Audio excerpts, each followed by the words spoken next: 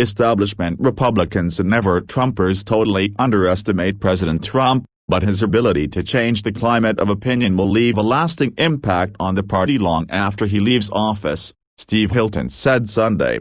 "Look, no one would call Donald Trump an intellectual," the Next Revolution host said during the opening of his show. "I suspect he himself would consider it an insult, but ideas matter," Hilton explained. "Real power in politics is not just the office you hold and the policies you introduce. All of that is fleeting and temporary. Real power is when you change the way people think, you change the climate of opinion, you win the battle of ideas that lasts way beyond the time you're in office." Rattling off a series of accomplishments by the Trump administration, Hilton devoted much of his monologue to what he called the Trump Revolution and fired back at establishment Republicans who criticized the president, among them former National Security Advisor John Bolton, who recently called Trump's presidency an aberration during an interview on Good Morning America. "What arrogance, what idiocy," Hilton said. "What do they give us, these establishment Republicans?